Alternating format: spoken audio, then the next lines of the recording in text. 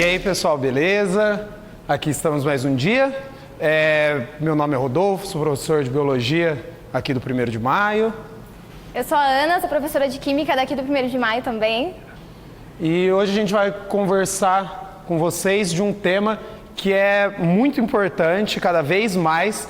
Esse tema está recorrente e se a gente for pensar no nosso atual cenário ambiental, ele é algo extremamente importante. Se a gente for pensar também em um vestibular, o Nesp, o Enem, pensando em redações, é um tema muito possível de ser cobrado em uma redação, muito possível de ser cobrado em uma questão tanto de química quanto uma questão tanto de biologia, até pensando na interdisciplinaridade que o Enem vem trazendo e a Unesp vem cada vez mais acompanhando isso também.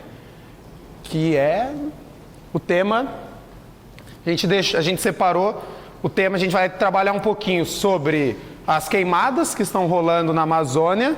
Eu vou trabalhar principalmente essa parte, eu vou girar em torno disso com a parte de biologia. E eu vou falar um pouquinho com vocês sobre chuva ácida, que também é um problema ambiental bem recorrente. Mas antes de poder falar de todos os problemas, que a gente tem que falar um pouquinho do como eles são ocasionados, certo? Então, para abrir a nossa aula, a gente vai falar um pouquinho sobre combustão. A combustão é uma reação química muito importante, tanto para a química em si, quanto para a sociedade. Ela é importante para as indústrias, ela é importante para o meio econômico que a gente tem e vive. Então, como que uma combustão acontece? Como que ela funciona? A combustão, ela é uma reação exotérmica, ou seja, ela acontece com liberação de energia. Uma combustão acontece quando eu pego um combustível, reajo com um comburente, que geralmente é o gás oxigênio, formando produtos que a gente vai ver aqui que podem variar. Então, o que acontece? Eu tenho dois tipos de combustão. Eu tenho a combustão chamada de completa e a combustão chamada de incompleta. A diferença entre essas duas combustões são que a combustão completa ocorre quando eu tenho comburente, ou seja, gás oxigênio suficiente para reagir com todo o combustível que está lá na minha reação química, certo? Então vai ser uma reação que eu vou ter o consumo total do combustível e do comburente. Na combustão completa, nós vamos ter a formação de CO2 e de água, certo? Tranquilo? Então tá. Na combustão incompleta, eu não vou ter comburente suficiente para reagir com todo o meu combustível. Então eu tenho menos comburente do que combustível. Isso faz com que nos meus produtos, os meus produtos formados, eu perca oxigênio. Então, numa combustão incompleta, eu posso ter a formação de CO apenas, não mais CO2, e água. E se eu tiver muito pouco comburente, eu posso formar apenas carbono grafite e água. Esse carbono grafite aqui é aquela fuligem que a gente consegue observar no final de uma combustão, certo? E quais são os combustíveis mais utilizados? Os clássicos que a gente usa lá nos carros, certo? A gasolina, o etanol, entre outros diversos, mas esses dois eu acredito que sejam os principais, certo? Então eu vou pedir para vocês guardarem só o CO2 aí, que a gente vai usar ele um pouquinho mais lá pra frente, tá? É isso. Guardem-se no fundo do coração por enquanto. E de a gente pensando, fazendo uma relação com isso, a gente tem que pensar na nossa floresta amazônica, em qualquer floresta, em qualquer ecossistema florestal que existe. Num ecossistema florestal a gente vai ter o quê? O sequestro de carbono. O sequestro de carbono é algo extremamente importante para a manutenção de um ecossistema, para a manutenção da vida aqui na Terra também. Por quê? Quem que é o responsável por fazer o sequestro de carbono? Todos aqueles que são fotossintetizantes. Quem que faz fotossíntese? A gente tentar lembrar na cabeça. São plantas, algas, bactérias. Aí se a gente for pensar, alga está no mar. As algas no mar, lá nos mares, elas conseguem fazer o sequestro de carbono? Conseguem também. E boa parte do sequestro de carbono é feito por essas algas. Mas o principal, bactérias, quando eu penso em bactérias, a gente teria que pensar nas bactérias fotossintetizantes, não seriam quaisquer bactérias que fariam isso.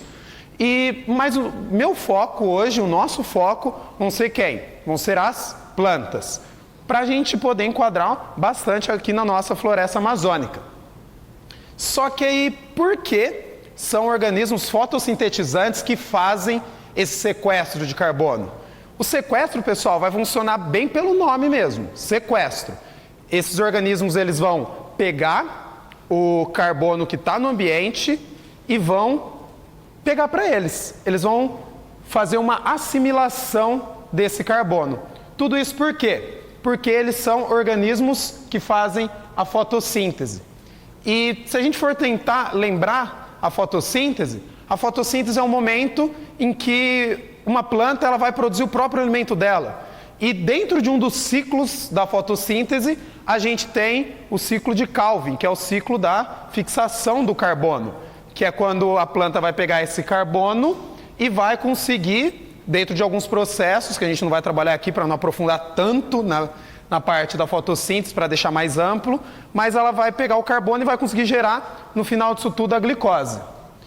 E se a gente pensar o ecossistema florestal como um todo, eles vão ser os principais, os protagonistas do sequestro de carbono. Aqui, por onde a gente está, sei lá, na sua casa, num bosque qualquer, vai estar rolando sequestro de carbono? Vai. Ele acontece onde tiver uma planta, onde tiver um organismo fotossintetizante.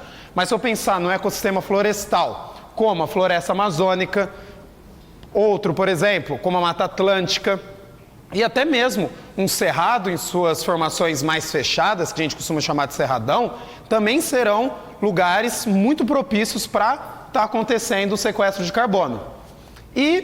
Mas o foco de tudo vai ser a nossa querida amiga floresta amazônica. E se a gente for pensar, 1% das árvores da Amazônia, 1% das árvores da Amazônia já é árvore pra caramba, já tem muita vegetação ali. E só 1% tem a capacidade de capturar metade do carbono que está ali na região. Então, pessoal, para a gente pensar, se 1% consegue pegar metade do carbono da região que esse 1% está se encontrando, a floresta inteira, como que ela consegue atuar nesse papel de sequestro de carbono? Então, se eu começar a pensar no momento que eu estou destruindo essa floresta, eu não tenho só uma perda da biodiversidade, eu não tenho só emissão de poluentes no ar, mas eu deixo de retirar o carbono que fica na atmosfera. Beleza? E aqui tem uma imagem muito legal que consegue elucidar isso aqui.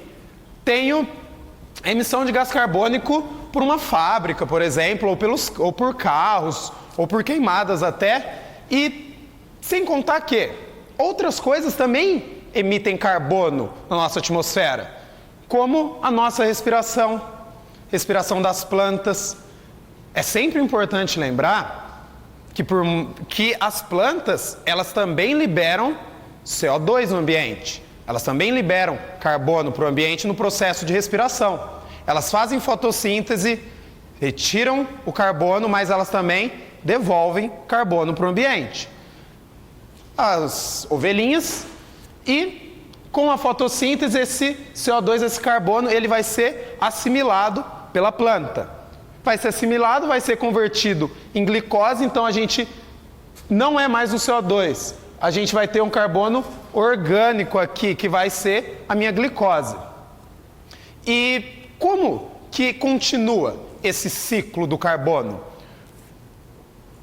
A planta, ela tende a morrer um dia, animais tendem a morrer, e um dos principais... Tendem não, né? Morrem. E um dos principais compostos nosso é o carbono. E esse carbono ele pode ser convertido em combustíveis fósseis. Por exemplo, o petróleo. O petróleo, se a gente tentar lembrar, ele vai ser constituído basicamente de carbono e hidrogênio. Então, depois disso, volta tudo de volta para a emissão de poluentes, emissão do gás carbônico. Por quê? Porque a gente acaba utilizando muitas vezes combustível fóssil para gerar energia, para gerar a combustão de um carro, para fazer a combustão do motor do carro, né? A gente usa o combustível fóssil na combustão, que foi o que eu acabei de explicar para vocês. Então aí que está a grande interligação da reação química importante, que não tem como viver sem ela, e de tudo isso que o professor Rodolfo está comentando também. A gente vê, é o que eu sempre falo, se a gente for ver, tá tudo ligado. É que a gente que tende a ensinado a pensar que todas as coisas estão separadas, mas todas as coisas, na real, elas estão ligadas. E só cabe a gente tentar achar onde que está essa ligação de tudo, beleza? E aí a gente começa a pensar em queimadas, outro forte emissor de poluentes na atmosfera. Só que as queimadas, elas têm uma origem, elas não acontecem por, vou tacar fogo. Não, tem um motivo para elas estarem acontecendo. Ela é um dos meios, se a gente for pensar em questão da agricultura, pensar na história da agricultura, ela é uma das práticas, das primeiras práticas que surgiu. Por quê? As queimadas, elas são baratas. Por exemplo, eu promover uma grande queimada em um ecossistema florestal, eu vou precisar gastar apenas com um tantinho de combustível e um isqueiro. Aí já era. Aí então, e outra questão dela, ela é muito rápida.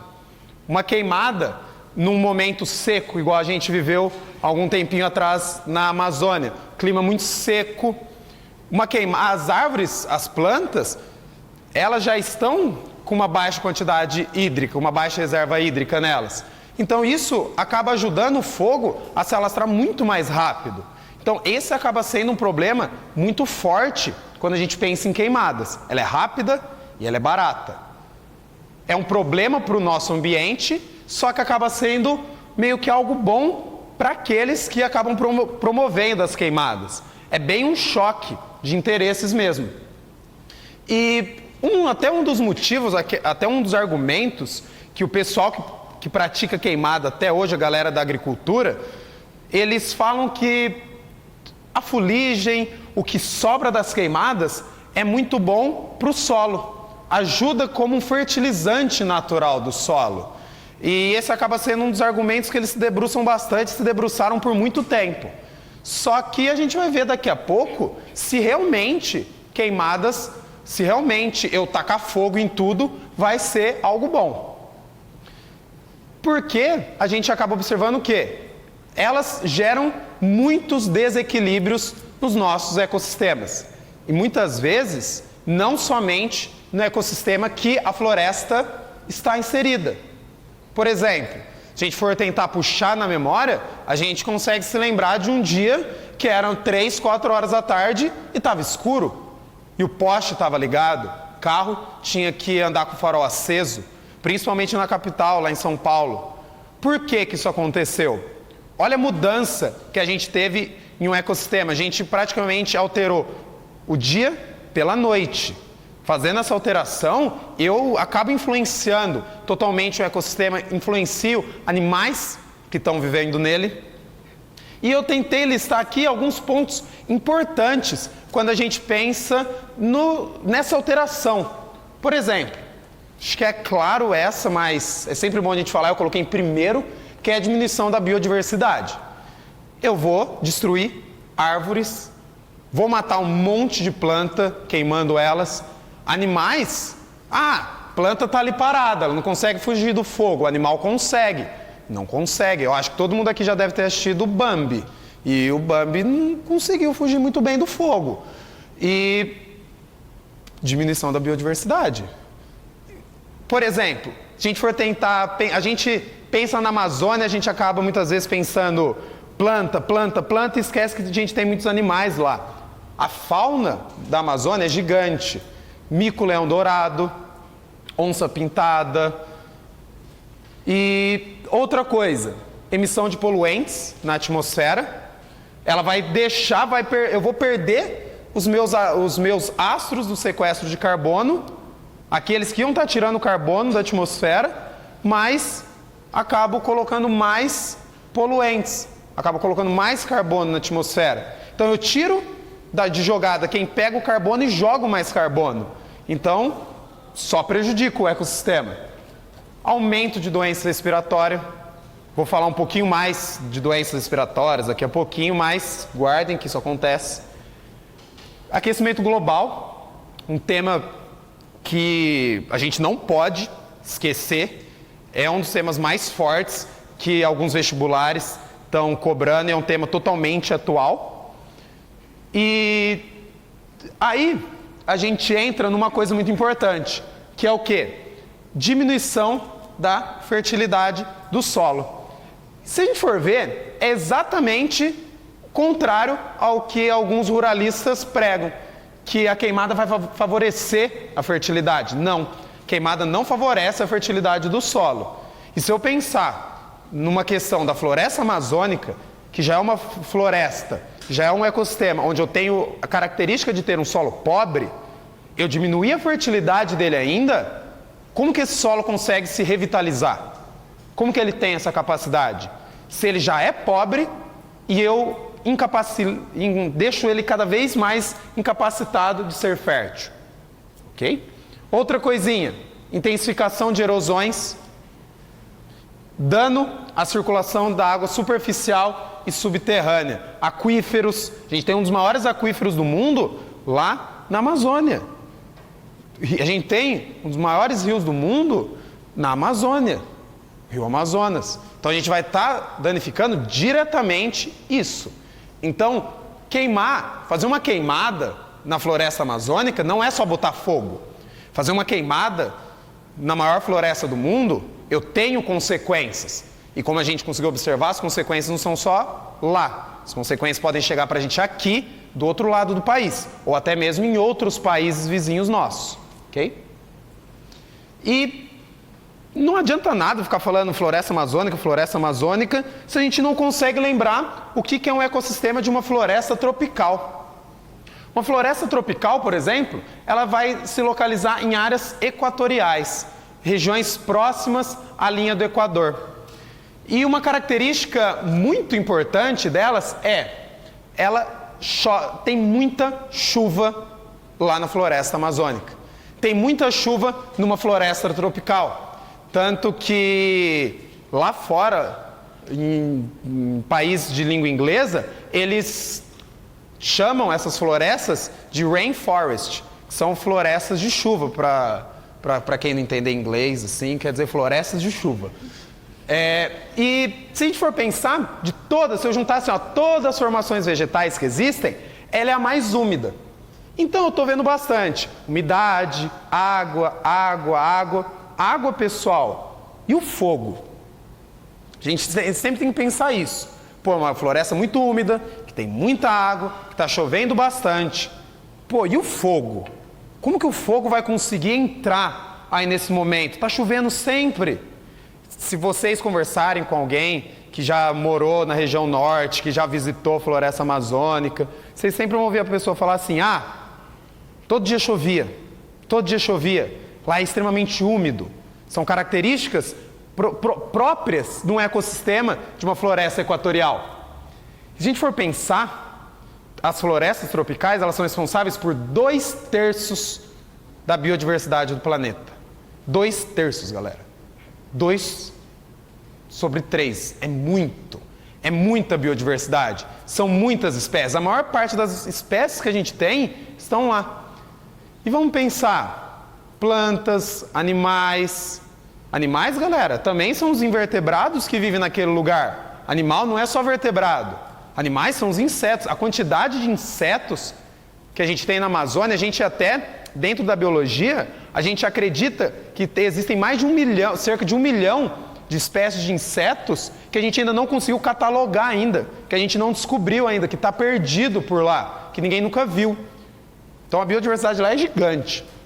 Como eu tinha falado, o solo é extremamente pobre na Amazônia. É uma característica lá. Então, eu queimo, empobreço o solo. Como que esse solo pobre vai conseguir se revitalizar? Como que ele vai conseguir voltar a ser isso aqui, um ecossistema bonito? É difícil, ele não consegue. E vou falar um pouquinho numa imagem dos rios voadores, só que uma das coisas que a gente tem que entender assim, e botar no fundo do coração da gente. Eu não tenho fogo naturalmente na floresta amazônica. Não pega fogo do nada, não tem um fogo espontâneo numa floresta tropical.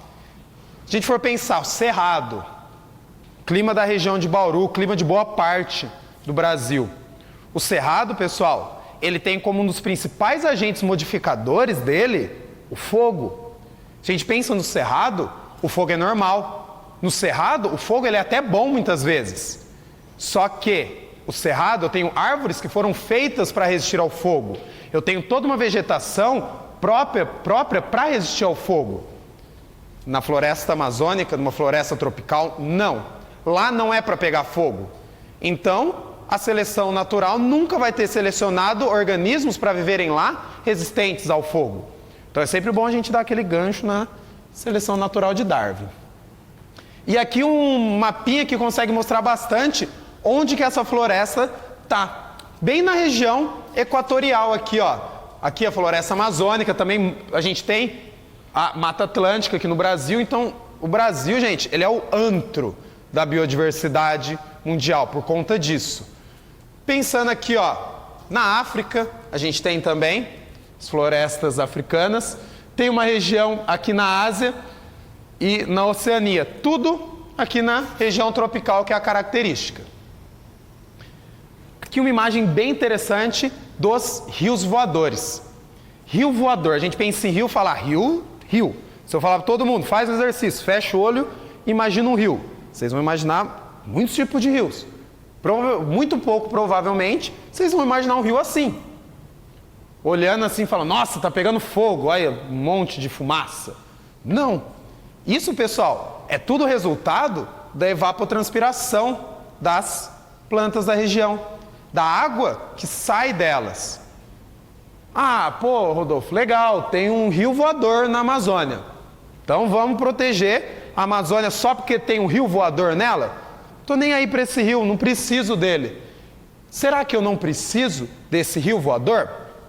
Se a gente for olhar aqui esse infográfico bem interessante, tudo começa lá no oceano.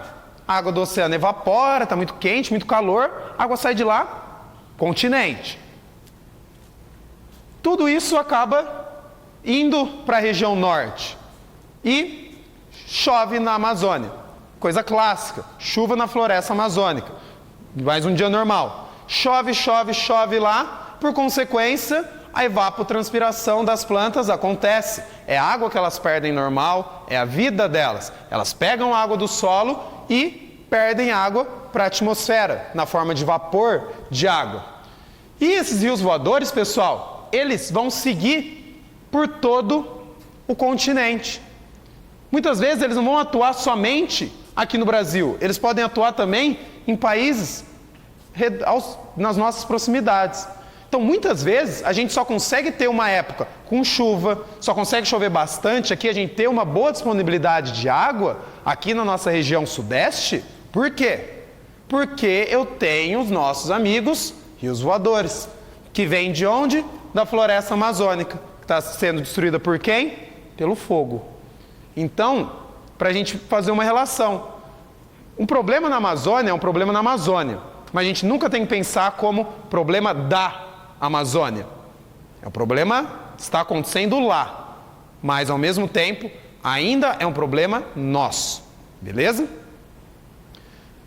E tanto que isso pode desencadear sérios e um monte de problemas respiratórios na gente. Ah, escureceu aquele dia, ficou todo escuro. Pô, por que ficou escuro? Eu tenho material particulado no ar, eu tenho partículas no ar. Pensando em pessoas mais próximas ainda, esse material particulado que é proveniente da queimada está pairando ali no ar com eles. Isso é um problema muito grande para quem tem alguma questão, para quem tem algum problema que seja respiratório. Porque esse material, ele pode entrar na nossa corrente sanguínea. Tudo isso lá, a gente vai e respira, o ar vai para o nosso pulmão, nossos alvéolos pulmonares fazem troca, e esse material particulado, muitas vezes ele é tão pequeno, que ele consegue passar pela barreira epitelial. ali do nosso alvéolo e cair na corrente sanguínea. E pessoal, nosso sangue, ele é ouro. Ali eu tenho que ter somente sangue. Sempre quando eu começo a enfiar coisa a mais, coisa a mais, coisa a mais, não dá certo. Eu começo a ter um problema. E eu coloquei alguns problemas aqui que podem se decorrer de um material particulado que a pessoa está respirando por conta da queimada. Tem uma doença que se chama doença pulmonar obstrutiva crônica. Ela é uma doença respiratória extremamente chata, extremamente séria, que pode e é muito agravada por pessoas que estão em contato com essas queimadas. Bronquite, não sei se alguém tem bronquite, mas bronquite e fumaça não combina. Imagina a pessoa vivendo num lugar que constantemente está sendo atingido por fumaça. Sei lá, a gente tentar lembrar alguma vez na vida da gente que tacaram fogo do lado de casa. Pô, foi super chato, você já se sentiu incomodado por estar respirando aquela fumaça e às vezes você podia nem ter algum problema respiratório.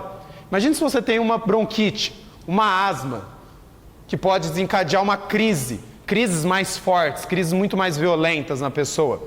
Uma pessoa com crise de asma, sem uma bombinha por perto, famoso abraço, não tem o que fazer. E pessoas que têm problema de rinite também, cada vez mais. Só que um grande vilão da minha história vai ser o monóxido de carbono.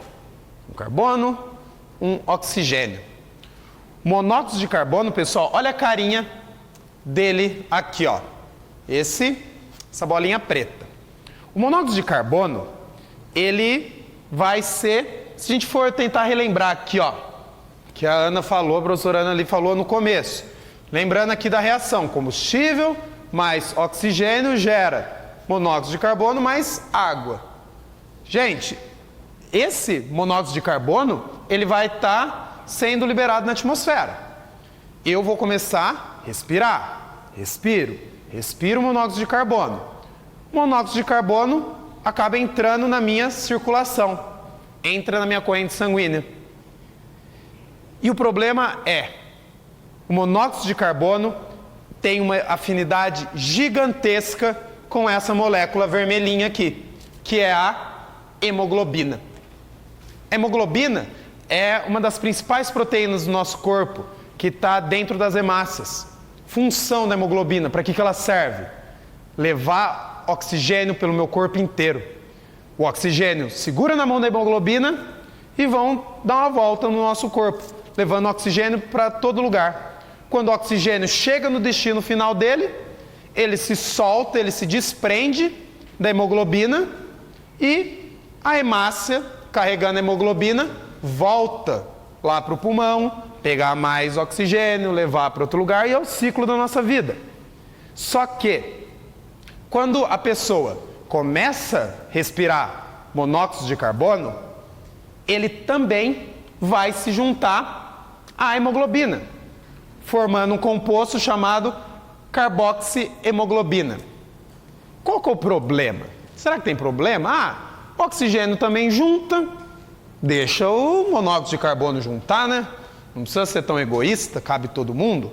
A questão é, a gente tem que pensar no monóxido de carbono como alguém que não gosta de dividir. Quando o monóxido de carbono se junta com a hemoglobina, ele vai formar um composto extremamente estável. Um composto tão estável que não vai se desfazer simplesmente. Não é igual oxigênio, chega no destino e vai embora. O monóxido de carbono, ele fica preso na hemoglobina. Preso na hemoglobina, galera, ele não se desprende.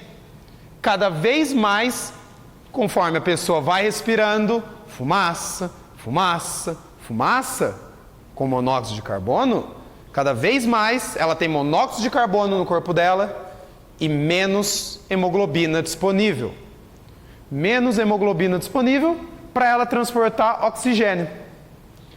Cada vez menos, se a gente for ver, é uma cascata. Menos oxigênio disponível para o meu corpo. Sem oxigênio, minhas células morrem. Célula morreu, começou a morrer um monte de célula, o meu tecido morre, meu órgão morre, eu tenho uma falência, eu tenho uma morte, ok? Então, quando a gente pensa, galera, nisso, se a gente for pensar em casos de incêndio, pessoas que estavam em prédios que estavam pegando fogo próprio, se a gente for tentar voltar anos atrás, assim, lembrando do triste incidente lá na Boate Kiss, em Santa Maria, o que aconteceu? Muita gente saiu andando da boate. Muita gente saiu andando e foi para o hospital ficar em observação. As pessoas não estavam queimadas, as pessoas não morreram, a maioria não morreu queimada.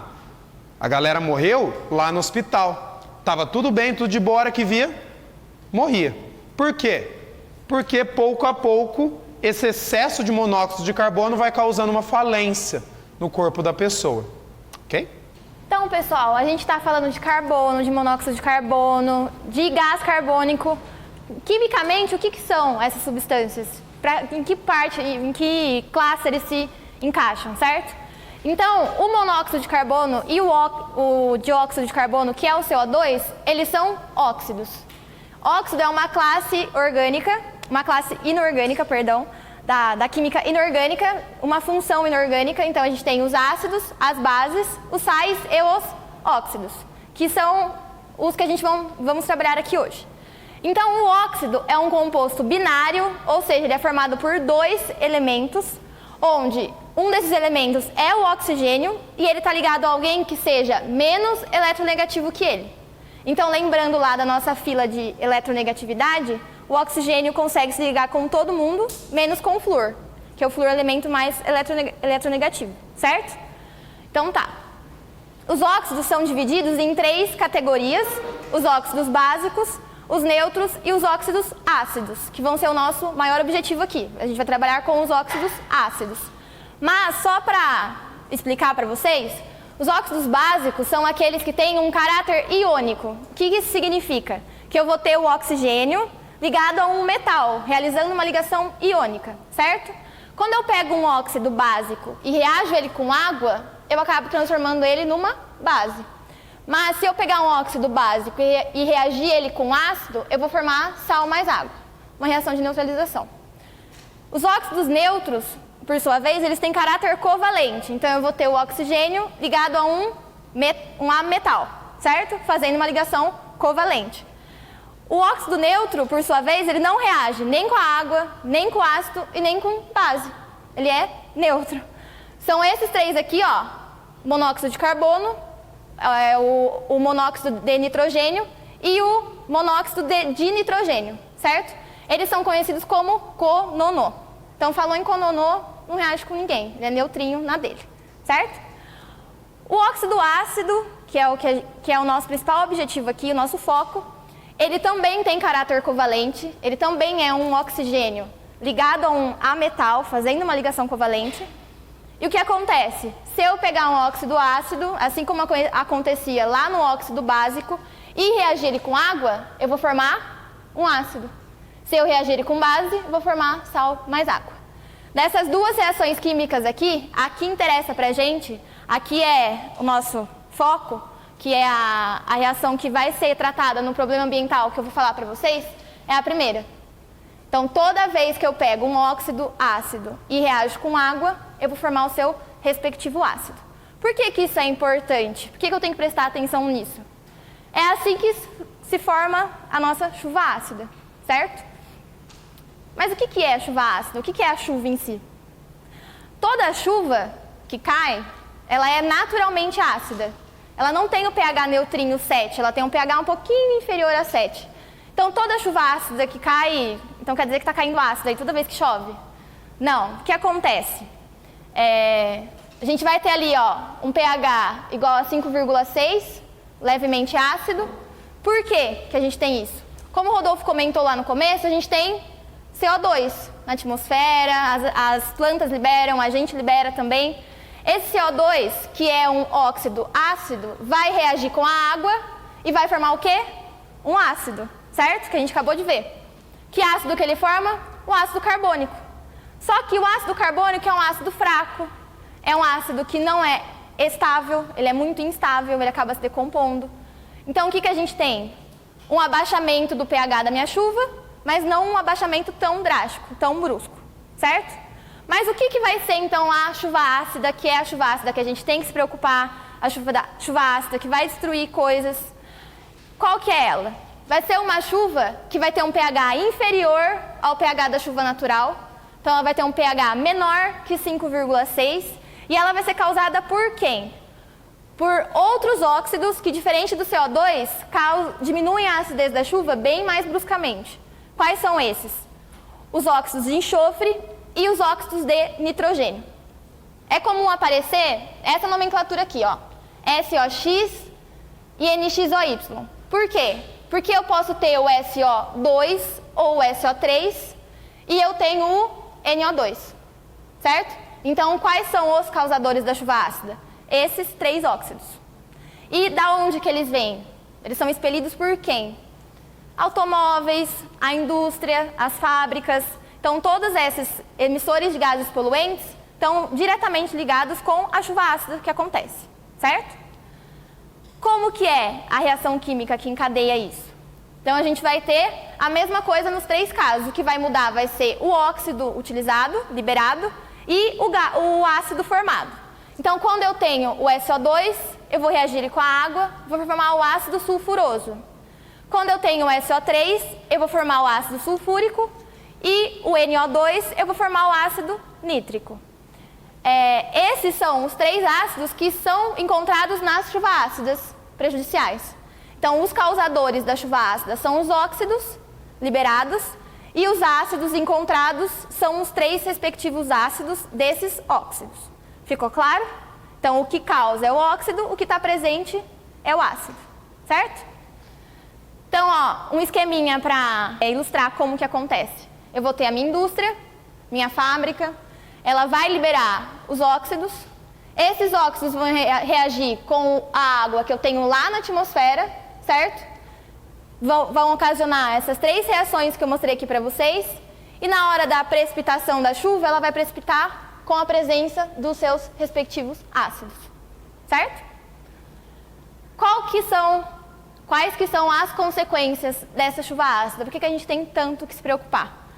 A chuva ácida vai cair e ácido não é uma coisa tão boa assim, certo? Dependendo do ácido.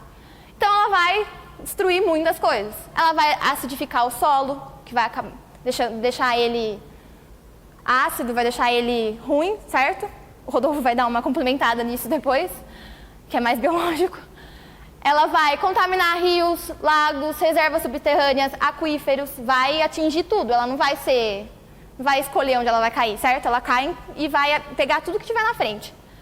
Vai prejudicar as plantas em geral, prejudica o crescimento delas, o desenvolvimento. E vai destruir muitos monumentos e obras civis. Então, por exemplo, as obras que são feitas de mármore, o mármore e o ácido conseguem reagir. E daí isso faz com que ela acabe sendo corroída, certo? Se a gente for pensar em casos, tipo, é acidificação do solo, qual que é o problema? Plantas, elas tendem a ter, organismos em gerais, tendem a ter um pH muito específico de vida. pH muito específico onde acontecem suas diversas reações químicas. Num caso de uma planta, para ela absorver tudo que ela precisa absorver pela raiz, ela precisa de um pH ok. E uma acidificação do solo vai prejudicar a absorção de nutrientes, a absorção de água, a ação direta das raízes dessa planta. Se a gente for pensar a contaminação de rios e lagos e reservas, não bebo água de rio, então tá tranquilo. Não, não tá tranquilo, porque muitas vezes quem vive nesse rio pode ser contaminado. Quem vive nesse lago pode ser contaminado. E muitas vezes a gente acaba comendo eles, que são os peixes. Então a gente pode acabar pegando essa contaminação para a gente meio que sem querer.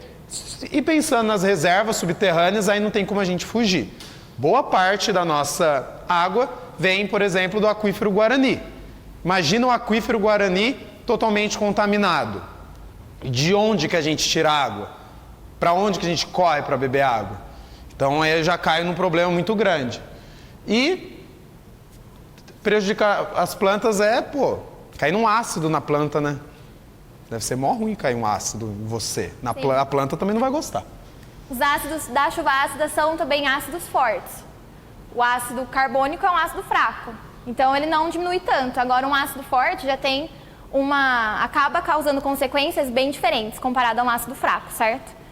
Eu trouxe aqui para vocês um pequeno experimento para a gente conseguir ilustrar melhor toda essa fala sobre a chuva ácida, certo?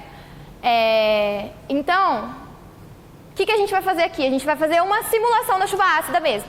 Então, a gente vai ter aqui, ó, nossa pequena indústria, que vai liberar o nosso óxido poluente, e a gente vai ter nossa atmosfera, certo? Então, o que eu estou usando aqui para fazer esse experimento com vocês? Eu vou usar um pote de vidro, esse pote de vidro está com água daqui da torneira, dentro dele. Vou usar um Erlenmeyer, que vai ser a nossa pequena indústria aqui, nossa fábricazinha. Essa vidraria aqui vai ser para a captação do gás que a gente vai formar, do nosso óxido, porque eu quero que ele entre em contato com a minha atmosfera. Então, se eu não tivesse isso aqui, ele ia embora, não pode. Que é o que acontece na indústria, ele vai embora, mas vai embora para a atmosfera, essa aqui é a nossa. Essa pinça aqui, ó, de madeira, vai ser utilizada porque, assim como a combustão, a reação que a gente vai fazer aqui é muito exotérmica. A gente não quer que ninguém se queime, então a gente vai segurar com a pinça para não acontecer nada muito grave. Vou usar ácido nítrico, fitas de magnésio, que é essa fitinha aqui, o amoníaco e o indicador ácido-base, que é a fenolftaleína, certo? Um indicador ácido-base serve para eu conseguir diferenciar o que é uma solução ácida e o que é uma solução básica, ok? Então, ó, vem cá me ajudar. Então, o que acontece? Eu vou pingar aqui na minha atmosfera uma gotinha só do amoníaco. Pode. Por que eu estou fazendo isso, gente? Tem amoníaco lá na atmosfera? Não. O que acontece? Eu estou colocando ele aqui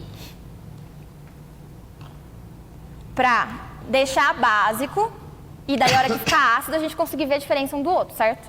Se eu fizer sem ele, não dá pra gente saber muito bem. Então, ó, a fenolftaleína, como vocês podem ver, se eu estou em solução básica, ela é rosa. E se eu estiver em solução ácida, ela fica transparente. Ela deixa a minha solução transparente de novo.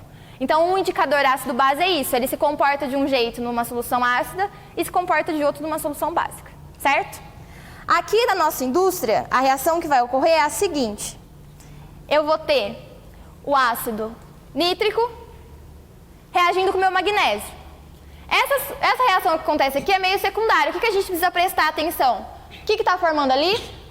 Óxido de nitrogênio, que é um dos óxidos causadores da chuva ácida. Então, o que vai acontecer?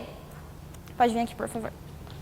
A gente vai colocar rapidamente o nosso magnésio aqui dentro. Aqui eu já tenho ácido.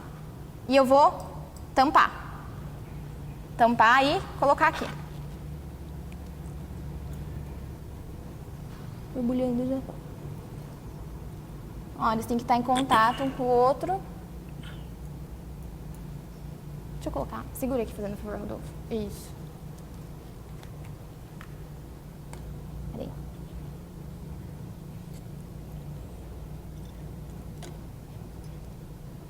Obrigada. Peraí, deixa eu segurar aqui. Presta aqui pra mim. Então, ó, tá começando a esquentar, tá começando a dar uma borbulhadinha.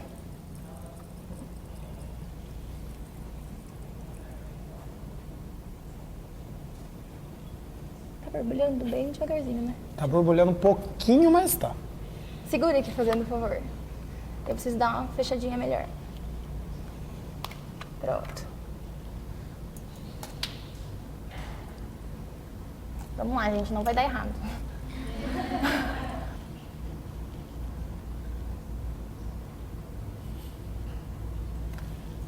Vamos tentar fazer assim, ó, que a gente tá...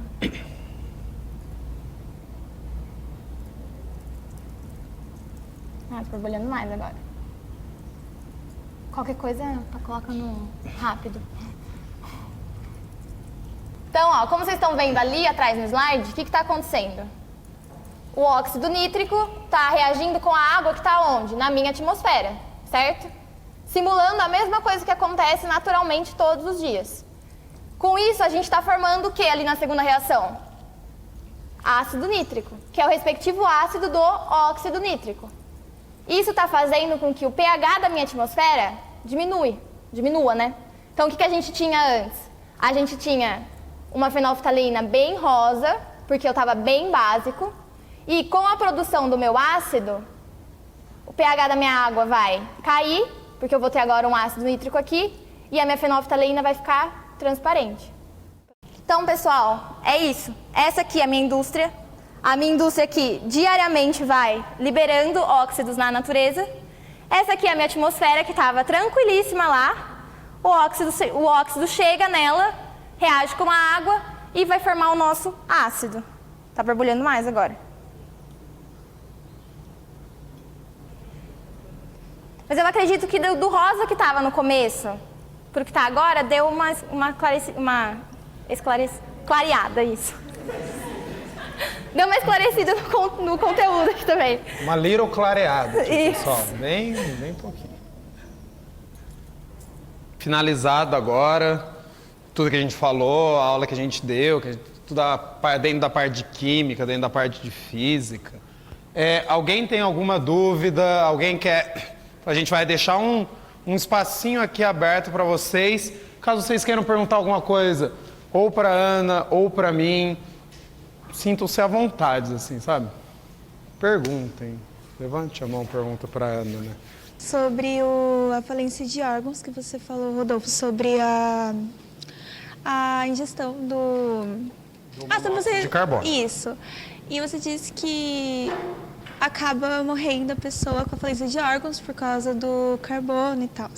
Aí eu queria saber se, assim, se derem oxigênio para a pessoa por meio de uma máscara e tal, não tem como, como posso explicar, não tem como anular. Se você deixar mais oxigênio disponível para a pessoa, ela não vai morrer por conta disso, né? Isso. Então, vamos tentar mais ou menos entender. A pessoa, ela não morre, ela não vai ter um problema por conta da falta de oxigênio. O oxigênio, ele tá igual, ele sempre está na atmosfera, a mesma porcentagem. Só que o que acontece? O oxigênio disponível, ele continua lá. O oxigênio continua dentro dos alvéolos, disponíveis para fazer a hematose, que é a troca. Só que a hemoglobina é quem não está mais disponível. O oxigênio está disponível, mas a hemoglobina não está mais. Mesma coisa eu pensar uma questão assim, eu não ter mais ônibus disponíveis para levar passageiros, mas colocar cada vez mais passageiros esperando o ônibus. Os passageiros seriam oxigênio, o ônibus seria hemoglobina. Se eu não tenho mais ônibus, transporte disponível, não adianta eu colocar o passageiro que quer ser transportado em maior quantidade. Ele simplesmente vai continuar lá, mas sem ser transportado. Ok? Por que a Amazônia não é considerada mais o pulmão do mundo? Quer dizer, nunca foi, sei lá, que falavam que era, mas agora não é mais. Depois não é mais. Por que não? A gente fica meio perdido, né? Por muito tempo, a Amazônia foi considerada o pulmão do planeta, né? Até algumas campanhas antigamente de defesa e proteção dela traziam isso muito forte. Só que ela não é e nunca foi, e nunca será também. A Amazônia, quando a gente pensa, quando queriam dizer isso, que ela era o pulmão do mundo, queriam dizer que ela produzia todo o oxigênio ou boa parte do oxigênio que a gente estava respirando. A Amazônia produz muito oxigênio, a Amazônia produz uma quantidade inimaginável de oxigênio pela fotossíntese. Só que, na Amazônia, eu tenho os mesmos organismos que estão produzindo o oxigênio, eles também estão consumindo esse oxigênio. A planta, além de fazer fotossíntese, ela faz respiração celular. No processo de respiração celular, ela vai consumir esse oxigênio. Os animais que vivem, toda a fauna da Amazônia também vai consumir esse oxigênio. Então, todo o oxigênio que a Amazônia produz não sai de lá. Lá é produzido e lá é consumido. O verdadeiro pulmão do mundo são os nossos oceanos, com os organismos fotossintetizantes, principalmente um organismo, um protista que a gente chama de diatomácea.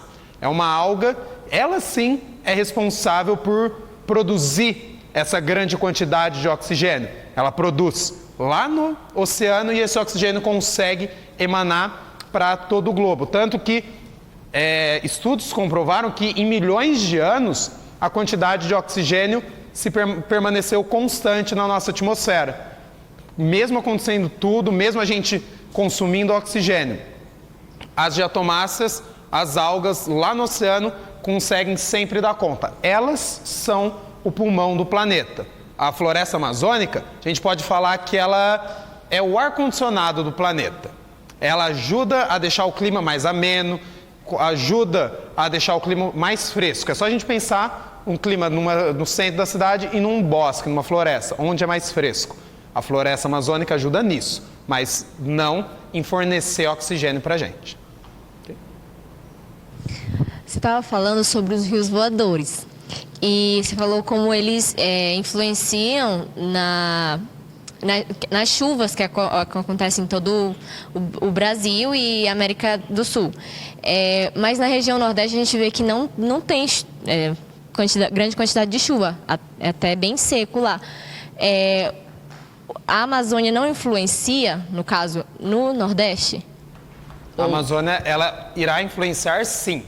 Só que nós vamos ter outros fatores que também vão influenciar muito forte no Nordeste. A questão dos ventos lá, é uma região muito dos ventos alisos, ventos contralisos. Então, isso influencia muito até pela demanda de todas as nuvens de chuva não irem diretamente para lá. Mas influencia sim. A Amazônia ela consegue influenciar todo o ecossistema aqui da América do Sul, inclusive o Nordeste. É que no Nordeste a gente tem um pouquinho mais de coisas que atuam ali, não só a floresta amazônica. Quando a Amazônia é queimada, esse solo ele é recuperado de alguma forma ou não mais por ser úmido? O solo ele pode ser recuperado. Naturalmente, levariam-se muitos anos. Uma quantidade de anos assim que a gente não conseguiria nem estar aqui para ver isso.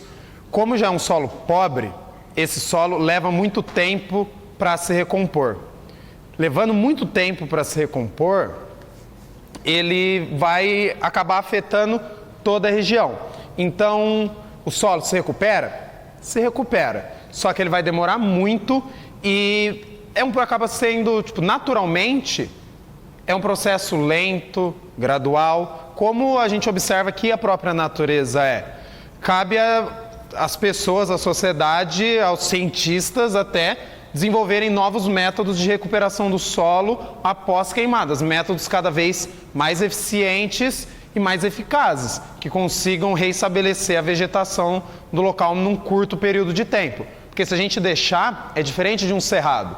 O cerrado, se a gente colocar fogo no cerrado aberto, que é como se fosse uma savana africana, que a gente vê bastante em filme, a gente colocar o fogo nesse lugar, dentro de 10 anos, mais ou menos, a gente vai ter um cerrado totalmente fechado no local. Porque o fogo no cerrado serve para isso. Num ecossistema tropical, não. Pegou fogo, o solo fica cada vez mais pobre e para esse solo se reestabelecer, vão levar-se muitos anos. Ok? Gente, só para finalizar aqui, acabou o reagente da minha fábrica.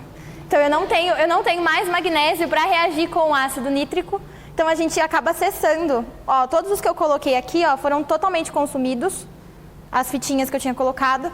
Mas eu acredito que a água deu uma boa clareada. Isso quer dizer que diminuiu bastante a basicidade que ela estava, que é mais visualmente mesmo, e ela acabou se tornando ácida. Se essa reação fosse acontecer com mais magnésio, caso eu tivesse mais aqui disponível, ela ia acabar se tornando totalmente transparente, o que ia mostrar que o pH dela estava realmente ácido, assim como é o pH da chuva ácida, certo? Então é basicamente isso que acontece na natureza, quando ocasiona a chuva ácida, certo?